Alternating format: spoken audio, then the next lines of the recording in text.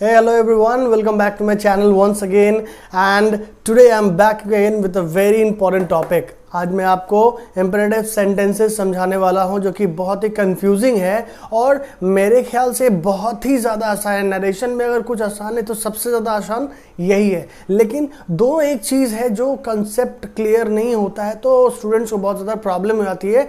तो आपको मैं एक चीज़ रिक्वेस्ट करूँगा कि वीडियो को एंड तक देखिएगा, थोड़ा सा भी स्किप करते हो तो आप हर चीज़ एक छोटा से छोटा पॉइंट मिस आउट करते हो तो समझ नहीं पाओगे। सो आप इसको मिस आउट नहीं करोगे, लास्ट एंड तक देखोगे, कंसेप्ट आज पूरा क्लियर कर देंगे। चलिए हम लोग स्टार्ट। सो इम्पेरेटिव सेंटेंसेस को समझते हैं कि इम्पेरेटिव सेंटेंसेस है क्या। फाइन, इम्पेरेटिव सेंटेंसेस है क्या उसको समझते हैं बहुत ही सिंपल लैंग्वेज में। इम्पेरेटिव सेंटेंसेस हमें order, request, advice, command, right, ये सब सिचुएशन जब आपको दिखे सेंटेंस में तो आप समझ जाइए कि वो इम्पेरेटिव सेंटेंस है। फाइन, मैं आपको एग्जांपल्स शेयर करूंगा। राइट, पहले इतना समझ लीजिए, जिस सेंटेंस में आपको लगे कि उसमें ऑर्डर, रिक्वेस्ट, एडवाइस का आपको सेंस दिख रहा है तो आप समझ लीजिए कि वो आपका इम्पेरेटिव सेंटेंस है। किस किस्म का? जैसे कि आपका सेंटेंस कुछ इस किस्म का आएगा, bring a glass of water. Bring a glass of water, तो ये क्या है सर? ऑर्डर है। तो आप समझ सकते हो, सेंटेंस जैसे आप पढ़ोगे आपको तुरंत समझ में आ जाएगा कि हाँ ये इंपेरेटिव सेंटेंस है। अब जैसे कि सिट डाउन, ये भी एक किस्म का ऑर्डर है। राइट, ये भी एक किस्म का ऑर्डर है। सिट डाउन, बैठने के लिए बोला जा रहा है, टीचर कह रहे हैं बैठने के लिए। फाइन, तो ये दोनों जो है सो ये पॉजिटिव है, ये पॉजिटिव है, isn't it? ये पॉजिटिव इंपेरेटिव सेंटेंसेस है, ये पॉजिटिव है। नेगेटिव क्या है? जैसे यहाँ पे डोंट लग गया, डोंट जैसे लग गया, राइट, तो वैसे ही ये नेगेटिव बन गया, वैसे ये नेगेटिव बन गया। ये आपको ध्यान में रखना है। क्लियर है? फाइन, अब देखिए यहाँ पे क्या है, यहाँ पे भी एक ऑर्डर ही दिया जा रहा है। डोंट स्टैंड अप, खड़े मत हो, राइट। डोंट सिट डाउन, बैठो मत। ठीक है, तो आपको ये सेंस जैसे ही समझ में आ जाएगा कि इंपेरेटिव सेंटेंस है, उसके अकॉर्डिंग ही आप चेंज करो। मतलब पहचानना बहुत ज़रूरी है। इट्स वेरी इंपॉर्टेंट कि इन्वर्टेड कॉमा के अंदर में जो सेंटेंस दिया हुआ है वो कौन सा सेंटेंस है। असर्टिव सेंटेंस है, इंपेरेटिव सेंटेंस है, ऑप्टेटिव सेंटेंस है, एक्सक्लेमेटरी सेंटेंसेस है, वो कौन सा सेंटेंसेस है। This is very important to understand. तो मेरे ख्याल से आप ये चीज़ समझ जाओगे और बहुत ज़्यादा ईजी है ये। राइट, और इसको समझे और अच्छे तरीके से, इसके लिए हम पार्ट टू पार्ट 3, बस 3 ऐसे आपको अभी मतलब हम अपने तरीके से उसको समझाएंगे। राइट, 3 पार्ट में, जिसमें आपका कॉन्सेप्ट पूरा क्लियर हो जाए। तो चलिए उसको स्टार्ट करते हैं, देखते हैं। नाउ फर्स्ट रूल है, ये आपको बहुत ही समझना ज़रूरी है। इसमें मैं आपको 2 चीज़ समझाऊंगा। एक कि आपका रिपोर्टिंग वर्ब जो है, ये रिपोर्टिंग वर्ब कहलाता है। मैंने अपने पहले के वीडियोस में मैंने आपको बहुत ही सिंपल लैंग्वेज में समझाया, बहुत सारे मैंने पार्ट बनाए हैं, पार्ट 1, 2, 3, 4 नरेशन के। फाइन, सो रिपोर्टिंग वर्ब जब पास्ट में है तो आपको डेफिनेटली रिपोर्टिंग वर्ब जब आप इनडायरेक्ट में चेंज करते हो वो भी पास्ट में ही रहेगा। राइट, इसका आपका ध्यान रखना है। सो बेसिकली आप जितना एग्जाम्पल्स प्रैक्टिस करोगे उनमें से ही 1-2 कॉमन आपको मिल जाएगा। फाइन, तो ज़्यादा घबराने की ज़रूरत नहीं है। चलिए तो इसको समझते हैं हम लोग। ओके, तो आप जैसे कि देख रहे हो कि रिपोर्टेड स्पीच में रिपोर्टिंग वर्ब जो है सो मेरा पास्ट में है। राइट, मेरा रिपोर्टिंग वर्ब पास्ट में है। फाइन, तो इसको लिखते हैं, इसको लिखेंगे ही आस्क्ड। अब यहाँ पे आस्क्ड क्यों यूज कर रहे हैं? बिकॉज सर यहाँ पे सिंपली उससे पूछ रहा है या फिर कह रहा है, isn't it? He said to me do it. उसने हमसे कहा कि ये करो। Fine. So he asked me to do it. अब सर हमें ये आप बोलोगे, आपके दिमाग में ये चीज़ आएगा कि ये टू यहाँ पे क्यों आ गया। तो सर इंपेरेटिव सेंटेंसेस में यही है, इसका रूल ही है, ये रूल है सर, ध्यान में रहे आपको कि रिपोर्टेड स्पीच के अंदर में जो वर्ब रहता है, ये वर्ब है। राइट, रिपोर्टेड स्पीच के अंदर में जो वर्ब है उससे पहले टू आता है इंपेरेटिव सेंटेंसेस में। ये एकदम कॉन्सेप्ट में आप ध्यान में रख लो। ठीक है, ये जो टू है सो यहाँ पे कभी नहीं आएगा। ये जो टू है, फाइन, तो ये वर्ब से ठीक पहले आ जाता है। क्लियर है? So he asked me to do it. Right, next example को देखते हैं। I begged. अब यहाँ पे बेग्ड क्यों हो रहा है? इसलिए क्योंकि आप टीचर से रिक्वेस्ट कर रहे हो, तो यहाँ पे या तो आप बेग्ड यूज कर सकते हो या फिर आप रिक्वेस्ट भी यूज कर सकते हो। तो आई बेग्ड या फिर रिक्वेस्टेड आप यूज कर सकते हो। Fine. So I begged my teacher, ये टू यहाँ पे नहीं आएगा। I begged my teacher to sir यहाँ पे आएगा, वर्ब से ठीक पहले, रिपोर्टेड स्पीच के अंदर में जो वर्ब है उससे ठीक पहले। So I begged my teacher to pardon me.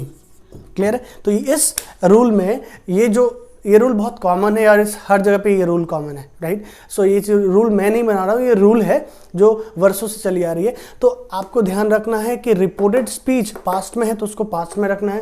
Clear है? दूसरी चीज, आपको सेंटेंस क्या एक्सप्रेस कर रहा है उसके अकॉर्डिंग आपको आस्क्ड, एडवाइस, कमांड जो भी है आप उसको यूज कर सकते हो। Fine.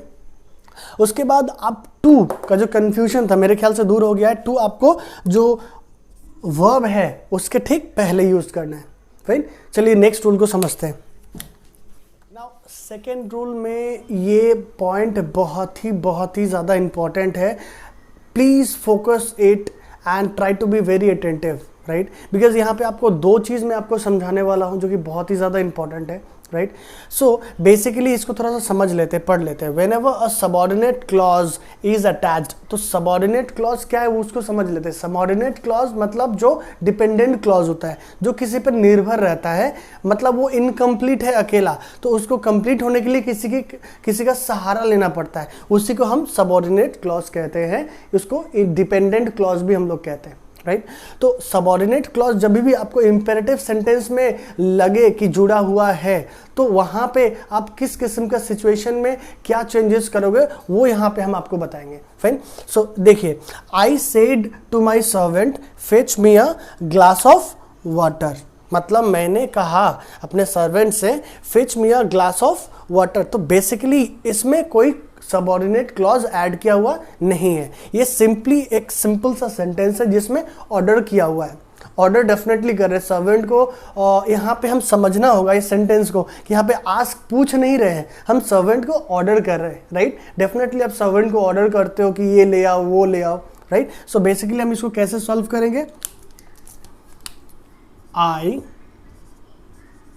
Ordered my servant, I ordered my servant, fine, to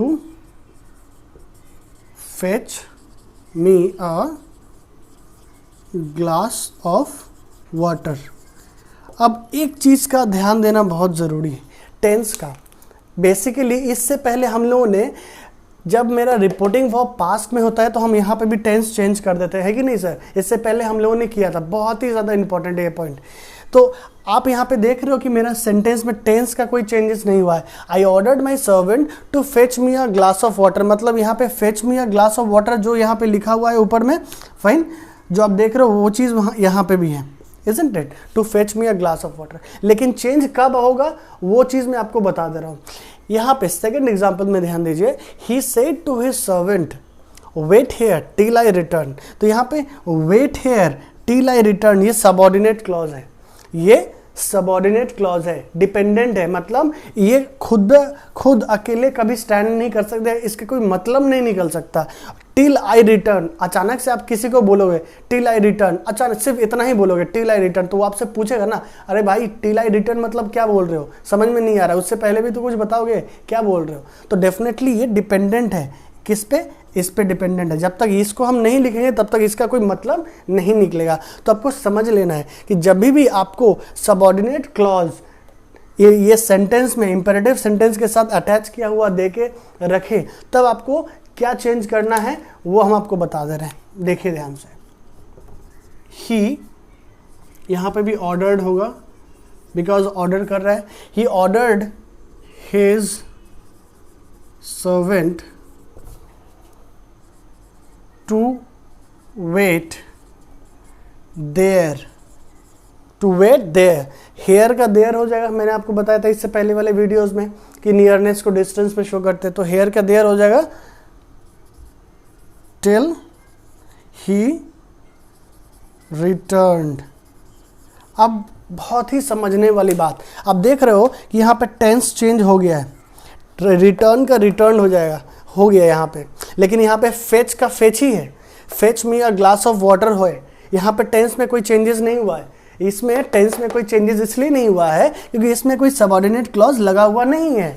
बहुत सिंपल सा चीज़ है, जहाँ पे आपको दिख जाए सबऑर्डिनेट क्लॉज लगा हुआ है उस सेंटेंस में, इंपेरेटिव सेंटेंस के साथ सबऑर्डिनेट क्लॉज लगा हुआ है मतलब डिपेंडेंट क्लॉज, तो वहाँ पे आपको चेंज कर देना है। जैसे ही ये पास्ट में मैंने कर दिया, he ordered his servant to wait there till he returned, ed लगाया मैंने, राइट। लेकिन यहाँ पे वो चीज़ नहीं है, यहाँ पे सबऑर्डिनेट क्लॉज ऐड किया हुआ है ही नहीं, इसलिए मैंने यहाँ पे टेंस में कोई चेंजेस नहीं किया है।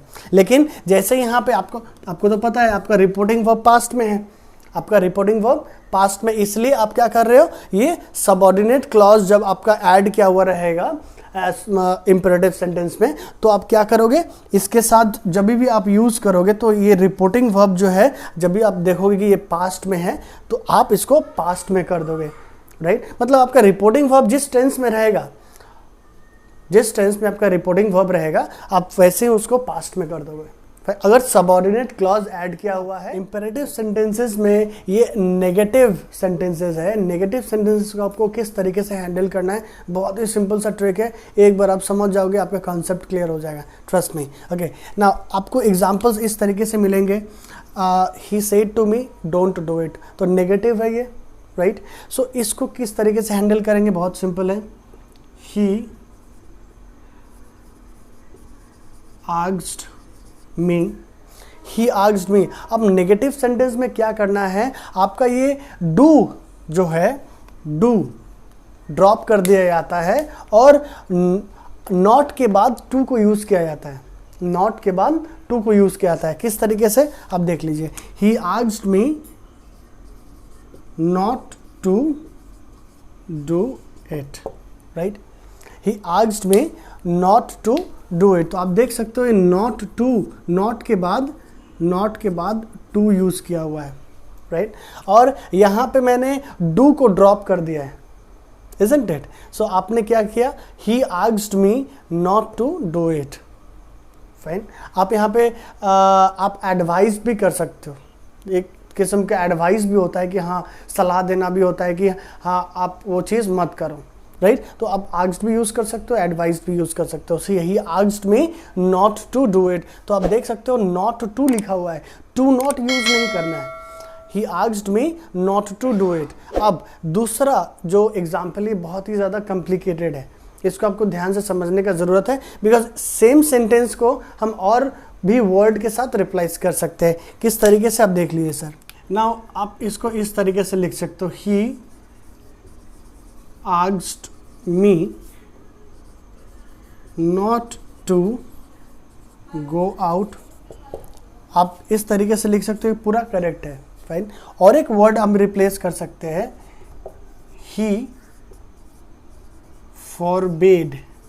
ये फॉरवेड का मतलब क्या होता है, फॉरबेड का मतलब होता है मना करना, तो ये ऑलरेडी एक नेगेटिव वर्ड है जो आप यूज़ कर रहे हो, तो इसके साथ आपको नॉट यूज़ करने की ज़रूरत नहीं है, इसके साथ आपको नॉट यूज़ करने की ज़रूरत नहीं है। तो ही फॉरवेड मी टू गो आउट, ये दोनों के दोनों सही है। फॉरबेड आप जैसे ही पहले यूज़ कर लेते हो, वैसे ही इसका सेंस बन जाता है कि आपको मना किया जा रहा है, उसने हमसे मना किया, उसने हमको मना किया बाहर जाने से, इसका मतलब ये निकलता है। तो दोनों के दोनों सही है, लेकिन आप इस तरीके से नहीं लिख सकते, आप इस तरीके से नहीं लिख सकते, he forbade me not to go out. तो यहाँ पे आप क्या कर रहे हो, फॉरबेड भी यूज़ कर रहे हो और नॉट भी यूज़ कर रहे हो, तो ये नहीं करना है सर, ये बहुत ही ज़्यादा कॉम्प्लिकेटेड था, इसलिए मैंने इसको दिखाया एग्जाम्पल के साथ। तो आपको क्या करना है, या तो asked me not to go out he लिखना है, या तो नॉट लिखना है, राइट, या तो आप फॉरवर्ड यूज़ कर सकते हो। तो इसका मतलब ही होता है कि मना करना, he forward me to go out, उसने हमको मना किया बाहर जाने से। So I believe the topic which I explained today was very easy to understand, and if in case you face any problem related to this topic, please do write it to me in the comment box. And definitely I have explained a narration from the very basic from part 1, 2, 3, 4. I have explained in part wise. Fine. So if you have any doubt regarding, you can watch out the previous videos. I have mentioned the link in the description box. Please do watch it in the you can go through it through the description box. Okay, you can get the link from there. और मेरे ख्याल से ये जो topic मैं आपको समझाता हूँ, बहुत मेहनत करते हैं इसको आपको समझाने के लिए. Subscribe my channel for more, because definitely your support energizes me to bring videos like this, right? So I hope the topic was all clear, and do subscribe my channel for more videos, right? Thank you so much for watching. Have a good day and stay home, stay safe.